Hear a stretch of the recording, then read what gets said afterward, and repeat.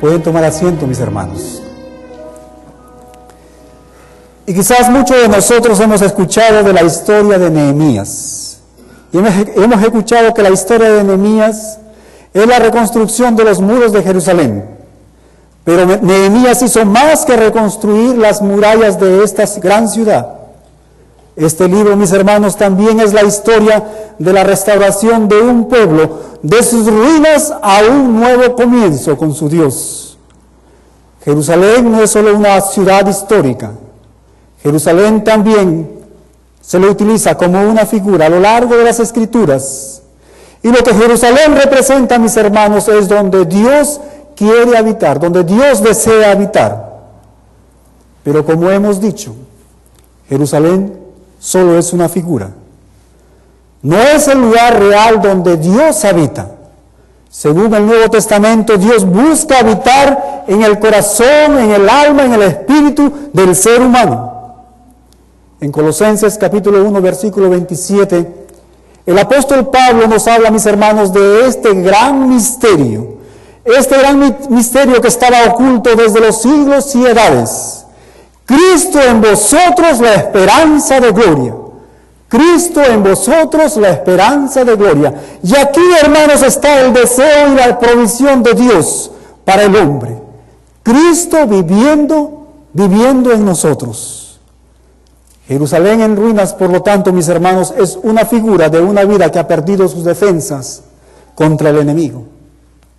Cada vez que miramos al televisor, es una tristeza y una congoja, mis hermanos, ver la miseria de estas personas cuyas moradas se han venido abajo, cuyas murallas se han destruido. El libro de Nehemías representa, mis hermanos, el camino a la restauración de una vida de oprobio, dolor y ruinas a una vida de paz, seguridad, orden y sobre todo, mis hermanos, de servicio. Por lo tanto, yo creo que el libro de Nehemías es el mejor libro de la Biblia, hermanos, para empezar este 2015. Nehemías es la historia de la esperanza al camino. Nehemías, mis hermanos, es la historia de la esperanza a un nuevo comienzo. Tradicionalmente es común al fin del año hacer un paréntesis, hacer un tiempo y revisar nuestras vidas. Examinamos nuestras murallas, revisamos nuestras puertas, reflexionamos sobre el daño y la destrucción que pudo haber pasado. Y resolvemos, mis hermanos, hacer algo mejor el siguiente año.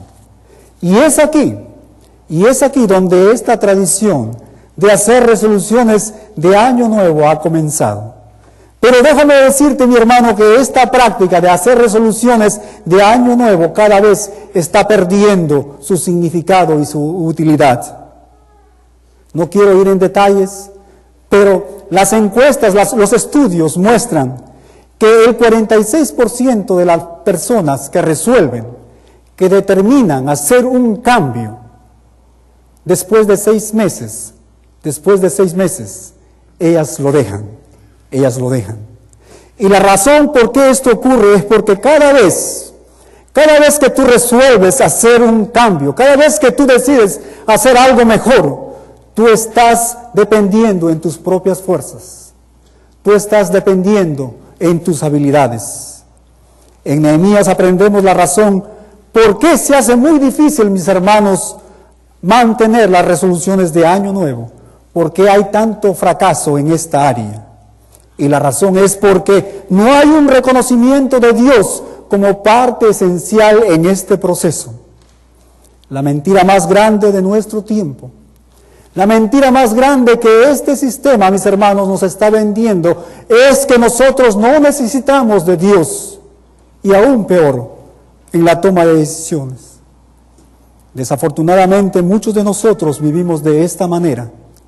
Nos encontramos con la tendencia, hermanos, interna, con esta tendencia interna de nuestra vieja naturaleza de depender en nosotros mismos para hacer ciertas cosas y dejamos a nuestro Dios a un lado. El libro de Nehemías, mis hermanos, está precisamente diseñado para enseñarnos que con la ayuda de Dios, escúcheme bien, mi hermano, con la ayuda de Dios podemos realmente cambiar y recuperarnos de los daños y de la ruina del pasado. Mis hermanos, esta es la lección central de este libro. Ahora vamos rápidamente al diario de Nehemías, las memorias de un hombre que fue usado por Dios para dirigir a toda una nación, a todo un pueblo, a la restauración. Y vamos a abrir en Nehemías capítulo 1, versículos 1 al 3. Nehemías capítulo 1, versículos 1 al 3. La palabra del Señor dice así: palabras de Nehemías, hijo de Acalías. Aconteció en el mes de Quislú, en el año 20, estando yo en Susa, capital del reino, que vino Hanani, uno de mis hermanos, con algunos varones de Judá, y les pregunté por los judíos que habían escapado, que habían quedado en la cautividad y por Jerusalén. Y me dijeron: el remanente, los que quedaron en la cautividad, allí en la provincia, están en gran mal y afrenta, y el muro de Jerusalén derribado, y sus puertas quemadas a fuego. Mis hermanos, notemos la descripción de Jerusalén. Aquí la palabra de Dios nos está diciendo, mis hermanos, que esta gente estaba en serios problemas.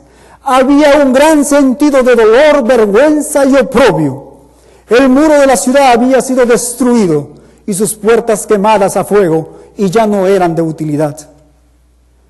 Ahora, mis hermanos, si tomamos a Jerusalén como una figura de nuestras propias vidas, es muy fácil ver que esta descripción se ajusta a las vidas de muchas personas, y tal vez muchos están ahora en este lugar. Miras hacia atrás en tu pasado y ves que hay lugares donde tus muros han sido derribados.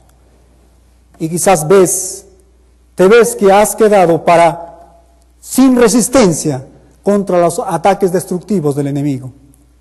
Quizás algunos han caído en hábitos pecaminosos que ahora resulta difícil, y por qué no decirlo, imposible dejarlos. Ese es el tipo de ruina, mis hermanos, que se está describiendo aquí en este versículo.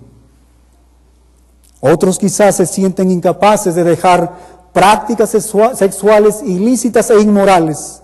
Han caído en prácticas en que la Biblia abiertamente dice que es pecado, y ellos saben que están en pecado, pero que tristemente no pueden dejarla.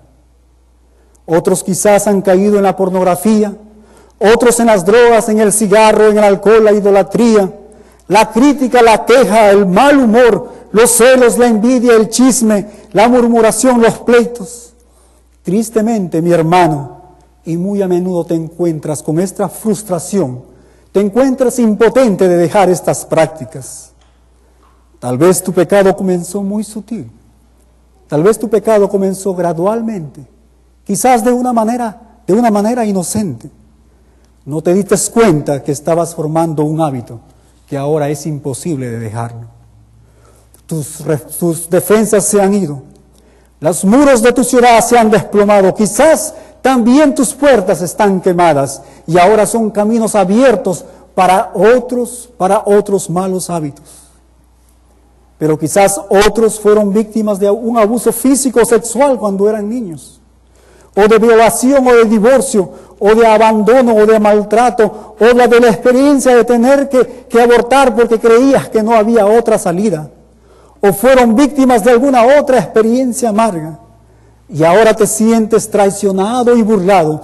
Y la vergüenza y la cicatriz que estas experiencias, mi hermano, dejan, te han hecho creer que no sirves para nada, que no tienes valor, que no eres digno de nada.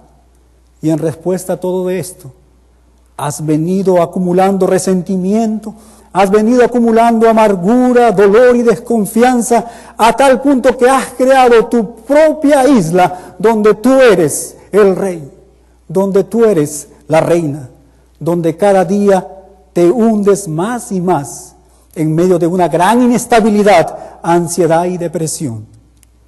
Ahora tus puertas están bloqueadas y tristemente nadie tiene acceso a tu vida, ni aun las personas que te aman, ni aun las personas que te pueden ayudar.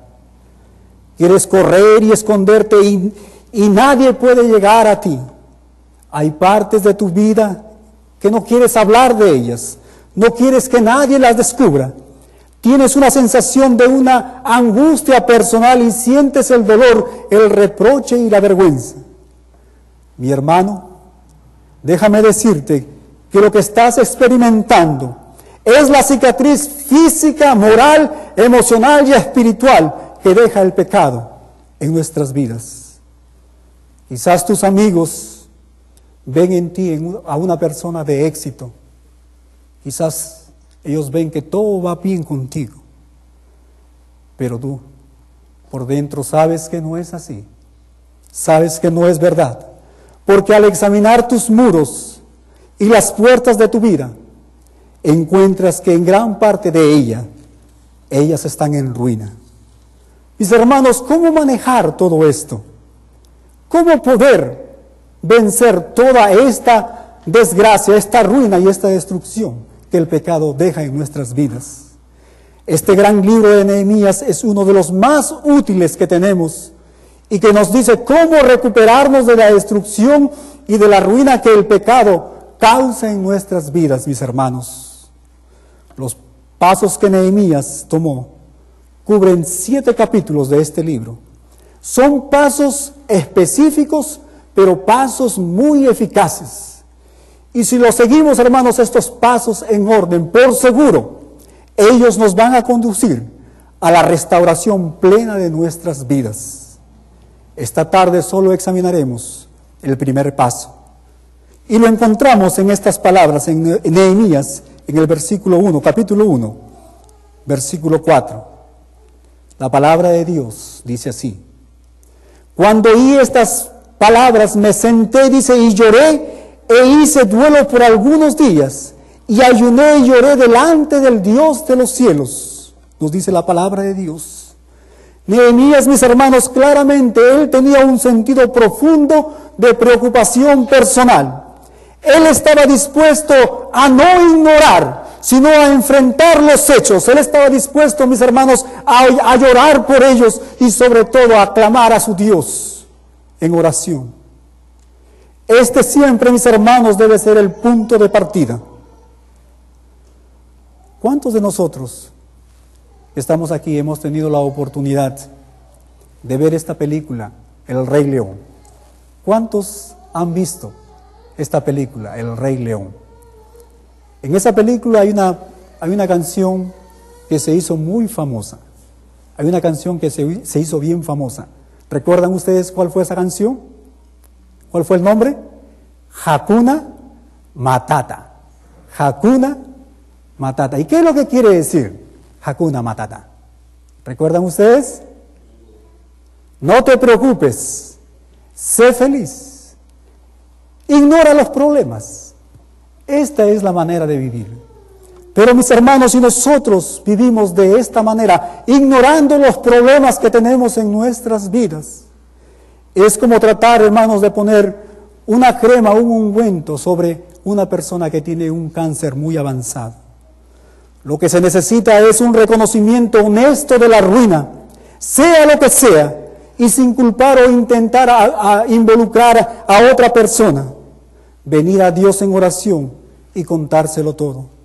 Lo que se necesita, mis hermanos, es enfrentar los hechos, no ignorarlos. Tomarnos todo el tiempo posible y derramar nuestro corazón delante de nuestro Dios. Si tenemos que llorar, pues tenemos que llorar. Mis hermanos, mi hermano, cuéntale tu miedo, cuéntale tu dolor a Dios. Reconoce tus faltas, reconoce tu vida de pecado. Arrepiéntate y apártate de cada uno de ellos. De acuerdo a las Escrituras, la palabra de Dios. Este siempre es el punto de partida.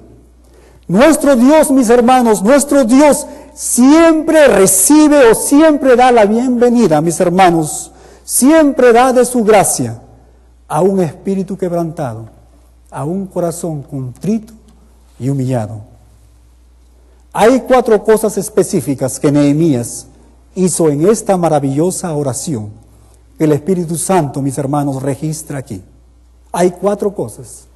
Y la primera cosa que Nehemías hizo en esta oración es que él reconoció el carácter de Dios. Nehemías reconoció el carácter de Dios, y eso lo vemos en los versículos 5 y 6. La palabra de Dios dice así: Oh Jehová, Dios de los cielos, fuerte, grande y temible, que guarda el pacto y la misericordia a los que le aman y guardan sus mandamientos. Esté ahora atento tu oído y abierto tus ojos para oír la oración de tu siervo, que ahora hago delante de ti día y noche por los hijos de Israel, tus siervos. Habían pasado más o menos 80 y 90 años, entre 80 y 90 años, mis hermanos, que el primer grupo del exilio en Babilonia había llegado a Jerusalén. Y la promesa de restaurar a su pueblo parecía estar fallando. Sin embargo, mis hermanos, aquí vemos a Nehemías apelando al carácter, a la fidelidad y a la misericordia de nuestro Dios como la base de su oración, como la base de su petición. Este, mis hermanos, debe ser siempre el lugar donde debemos empezar, reconociendo el carácter de nuestro Dios, ya que nuestro Dios es un Dios vivo, es un Dios real, cuyo trono está en el cielo y la tierra estrados de sus pies. Él atiende las oraciones de su pueblo, porque Él está interesado de cada uno de nosotros, mis hermanos, y en su poder y en su amor y en su fidelidad y en su habilidad para hacer cualquier cosa, mis hermanos, nosotros podemos confiar, podemos descansar. Y la segunda cosa que Nehemías hizo en esta oración, la segunda cosa que él hizo es que él se arrepintió de sus pecados. Él se arrepintió de sus pecados. Y eso lo vemos en los versículos 6 y 7. Versículos 6 y 7. La palabra del Señor dice así: Y confieso los pecados de los hijos de Israel, que dice, hemos cometido contra ti. Sí, yo y la casa de mi padre hemos pecado. En extremo nos hemos corrompido contra ti, y no hemos guardado los mandamientos, estatutos y preceptos que diste a Moisés, tu siervo. Esta, mis hermanos, es una manera honesta y sincera de encarar nuestra propia culpa. Notemos aquí, mis hermanos, en este versículo, que él no trata de autojustificarse. Nehemías, él no está diciendo, Señor, te ruego por aquellos judíos terribles pecadores que están allá en Jerusalén, ten piedad de ellos por el tremendo pecado que ellos han hecho. No, mis hermanos, él se incluye en el asunto diciendo, he contribuido a este problema. Hay cosas que hice o no hice que nos han llevado a esta ruina. Yo confieso ante ti, Señor, mis pecados. Yo confieso ante ti el pecado de la casa de mi padre. Como vemos, mis hermanos, no hay ningún intento de excusarse o culpar a otros. Se trata de un simple reconocimiento del pecado que uno y solo uno, mis hermanos, ha cometido. Mi hermano, mi hermana, si tratas de excusarte de la condición en que estás, si tratas tú de excusarte de la ruina de tu vida, si tratas tú de echarle la culpa a otra persona, entonces déjame decirte lo siguiente, que tú estás bloqueando el milagro que Dios quiere obrar en tu vida. Tú estás bloqueando tu propia restauración. Lo único que tienes que hacer, mi hermano, es admitirlo, declarar tu problema y confesar tu problema, tu pecado a Dios. Y la tercera cosa que hizo Nehemías, mis hermanos, en esta oración, es que él recordó a Dios de sus promesas. Nehemías recordó a Dios de sus promesas, y eso lo vemos en los versículos 8 al 10. Versículos 8 al 10. La palabra de Dios dice así: Acuérdate ahora de la palabra que diste a Moisés tu siervo, diciendo, si vosotros pecareis, yo os dispersaré por los pueblos, pero si os volviereis a mí y guardareis mis mandamientos y los pusiereis por obra, aunque vuestra dispersión fuera hasta el extremo de los cielos, de ahí os recogeré y os traeré al lugar que escogí para hacer habitar allí tu nombre. Ellos pues son tus siervos y tu pueblo, los cuales redimiste con tu gran poder y con tu mano poderosa. Mis hermanos, Nehemías trajo a la memoria de nuestro Dios. ¿Quién era nuestro Dios? Trajo a la memoria de nuestro Dios, mis hermanos, la naturaleza misma de Dios. Él es un Dios de perdón, es un Dios de oportunidades, es un Dios fiel a sus pactos, que no miente y que no falla. Un Dios, mis hermanos, de restauración. Mi hermano, cuando tú vienes y te pones a cuentas con nuestro Dios, Dios puede cambiar todas las circunstancias de tu vida, mis hermanos, y hacerlas totalmente diferentes.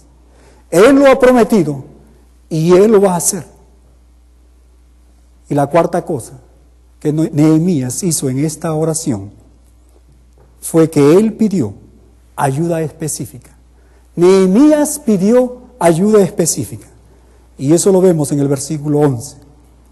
La palabra del Señor nos dice así: Te ruego, oh Jehová, esté ahora atento tu oído a la oración de tu siervo y a la oración de tus siervos, quienes desean reverenciar tu nombre. Concede ahora, dice, buen éxito a tu siervo y dale gracia delante de aquel varón. ¿Y quién es aquel varón? Y la palabra de Dios continúa diciendo: porque yo servía de copero al rey, aquel varón al rey. Mis hermanos, Nehemías tenía un lugar donde empezar. Esto no iba a ser fácil, pero él sabía que tenía que hacerlo. Su empresa, la reconstrucción del muro de esta gran ciudad, Jerusalén, iba a necesitar, mis hermanos, la ayuda de este rey. Y esto no sería nada fácil de conseguir. Imagínate, mi hermano, en estos días.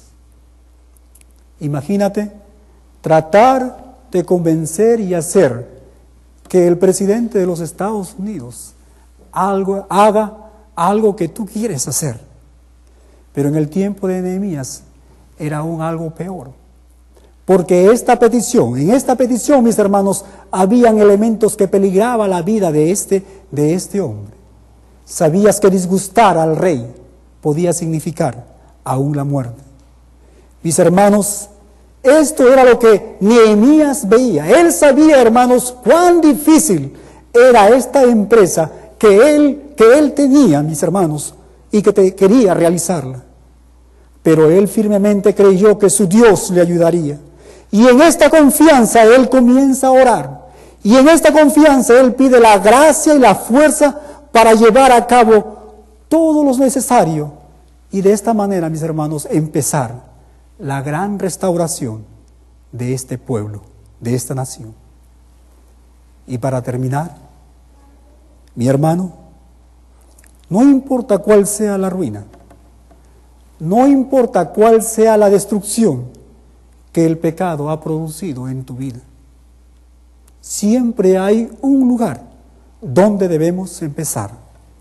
Quizás tienes que pedir disculpas, quizás tienes que pedir perdón a alguien, quizás tienes que arreglar algo con el hermano o con la hermana, tienes que dejar un determinado pecado en tu vida, tienes que abrirte quizás con alguien para buscar ayuda, consejo y orientación.